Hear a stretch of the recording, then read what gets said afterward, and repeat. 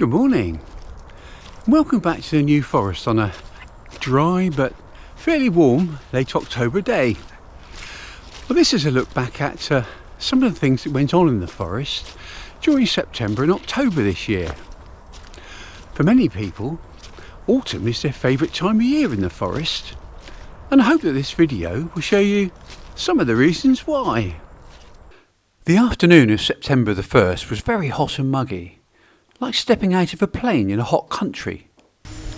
Then we had thunderstorms.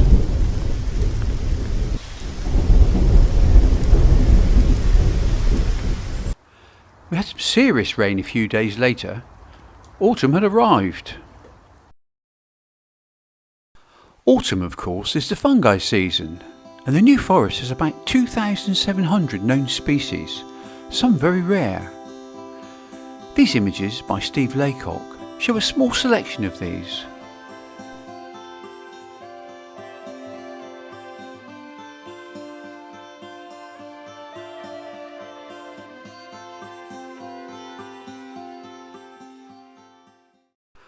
One that arouses a lot of interest is the devil's fingers, otherwise known as the octopus stinkhorn.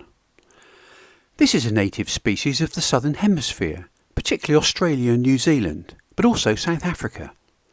So how did it come to the New Forest? Devil's fingers were first found in Europe in 1914 and was thought to have been introduced in various war supplies from Australia and New Zealand, possibly in wool. Devil's fingers were first recorded in the UK in Cornwall in 1946 and first found in the New Forest in the year 2000. They're now found in locations across the forest, but they're still quite rare. They first appear as what looks like golf ball size eggs. When conditions are favourable, the egg ruptures, allowing the red tentacles to emerge and form a star shape. The tentacles are covered in an evil smelling slime called gleba. This emits a pungent, rotting odour which attracts insects. The slime contains spores which stick to the insects, who then disperse the spores in the area. Some of these spores will develop into new devil's fingers fungi next year. You'll be familiar with fungi, more commonly known as mushrooms and toadstools, but there's another similar family of organisms called slime moulds that you might not be aware of. These brilliant images, again by Steve Laycock, show some of these. Slime moulds are tiny organisms, and what we see, like the fungi, are the fruiting bodies of the organism. They vary greatly in their colour, size and form, and are only a few millimetres high, so they're very easy to miss.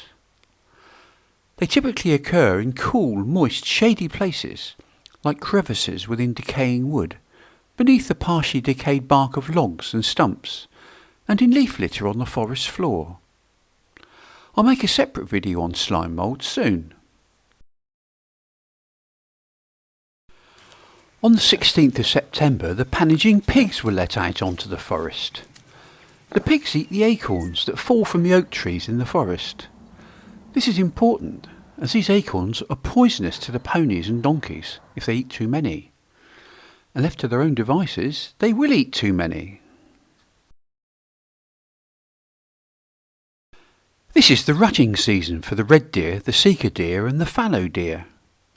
These pictures of the red deer, by Annette Gregory, beautifully capture the rut in progress, with the dominant stag guarding his harem against the other stags who fancy their chances of stealing his hinds.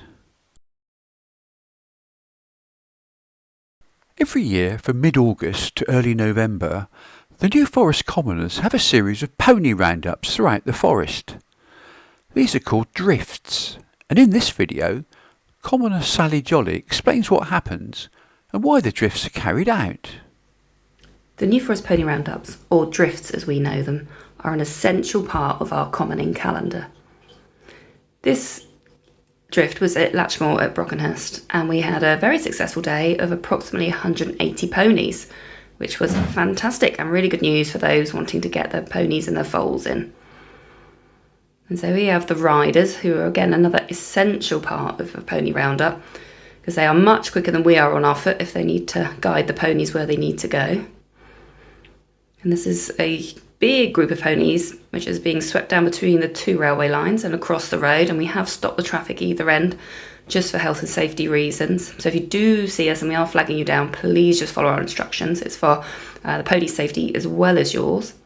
Here we go, we're guiding them down across the forest and under the railway bridge, where there is a wooden structure called a pound, where we safely hold them all together as one big herd, and that's when they are processed through what we call a wooden chute in a minute, which is a high railed sort of thin corridor, if you like, where we can safely put reflective collars and things on the ponies. I'll explain a little bit more about that in a minute. There's the last mare and foal coming in there. One of our lovely helpers running just to make sure that they go safely into the pound and don't double back. Now the riders do an incredible job because it's not easy. New Forest ponies are very clever and very quick at not going where they want to go. So this is Dan and Louise doing an amazing job as usual. And there'll be more riders out in the distance helping to bring all these down and get them flowing into the pound, which we'll see in a second. So here they all are, the ponies settled in the pound, awaiting their turn through the wooden chute, which is just coming up now. That's me just there giving a hand to put the collars on and helping to worm. And the agitators will tail mark, which is just denotes that the owner has paid the marking fees for that area. And then the ponies go back out onto the forest. And they will hang around awaiting their friends quite happily and then go off and join their herd again. But it's a great family event and we've done it for years. At the end of September and early October, we had more heavy rainstorms. We also had some magnificent skies, which could be seen by anyone who was up early enough.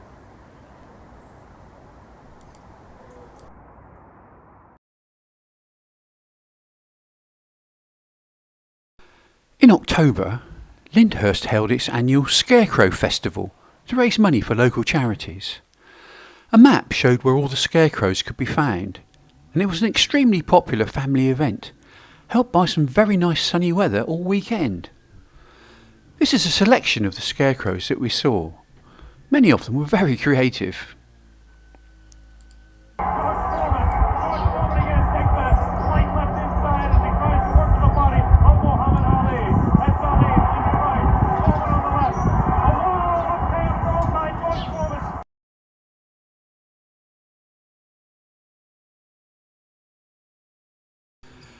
We all know that the birds sing in the spring, but have you noticed that some birds start singing again in the autumn? The most common bird that sings in the autumn is everyone's favourite Christmas card bird, the robin. Why does he sing in the autumn? Well, food is becoming scarcer in the autumn, and the birds sing to protect their territory. They don't want competition for the limited food sources in their part of the forest, or your garden. The second half of October was drier and warmer than usual, but not particularly sunny. The leaves really started to show their autumn colours, which will be at their best next month. The next edition of the New Forest video diary will be uploaded at the end of December and the end of another year. Come back then to see what's been going on. If you like videos about the New Forest, then please subscribe to our YouTube channel. Thanks for watching.